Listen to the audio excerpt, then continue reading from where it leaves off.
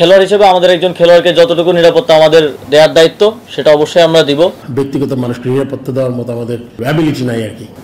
BCB এ বিষয়ে হয়তো একটা বক্তব্য দিয়েছে এবং রাষ্ট্রের জায়গা থেকে রাষ্ট্র প্রত্যেক নাগরিককেই নিরাপত্তা দিতে বাধ্য এবং সেটা আমরা তো অবশ্যই করব। এখানে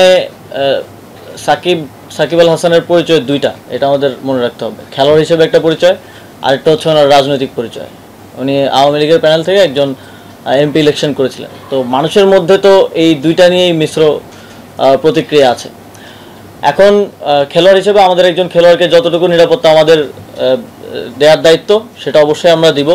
তিনি দেশে আসলে আমরা সেটা দিব এবং তার নামে যে মামলাটা হয়েছে, হত্যা মামলা, সেটার বিষয়ে আমরা ইতিমধ্যেই বলেছি, ইতিমধ্যেই আইন মন্ত্রণালয় বলেছে যে সংশ্লিষ্টতা না থাকলে প্রাথমিকভাবেই নামটা বাদ দেওয়া হবে।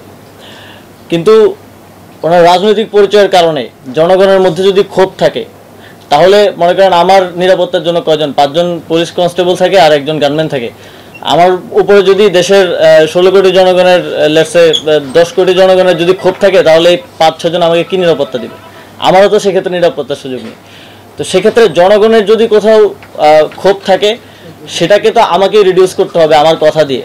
তো আমার মনে হয় যে ওনাকে ওনার জায়গাটা পরিষ্কার করা প্রয়োজন। রাজনৈতিক জায়গা থেকে ওনার যে রাজনৈতিক অবস্থান সেটা নিয়েও কথা বলা প্রয়োজন। অলরেডি মাশরাফি বিন মুর্তজা বোধহয় কথা বলেছেন সে বিষয়টি নিয়ে।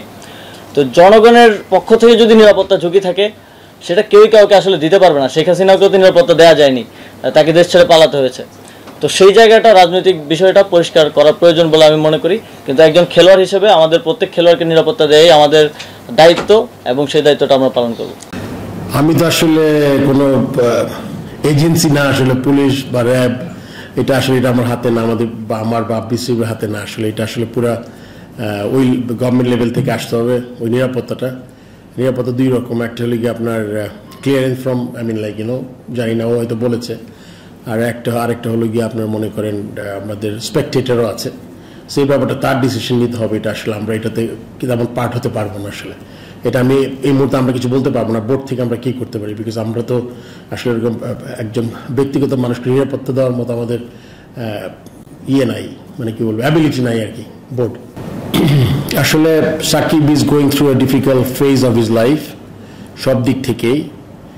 আমার আসলে খুব বেশি কিছু বলার ছিল না, তাকে বোঝানোর চেষ্টা করি নাই। সে যে কারণটা দেখিয়েছে যে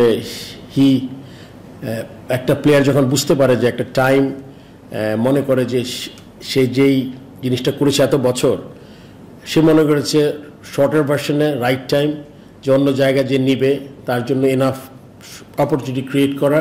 সো দ্য 2026 আমাদের T20 ওয়ার্ল্ড কাপ আছে, ওইটার জন্য যদি কে রেডি হতে পারার জায়গায় যে এক্সপ্লেনেশন সে দিয়েছে, এক্স্যাক্টলি সেম কথাই বলেছে।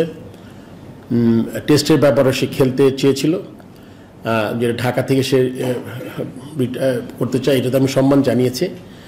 তখন এটাও কথা হয়েছে যে তাকে মানে ওই লেভেল থেকে তার কেসের ব্যাপারে কি হবে না হবে এটা আমি বলেছি যে এটা আমাদের তেমন কিছু করার নাই, মানে অ্যাজ এ বোর্ড।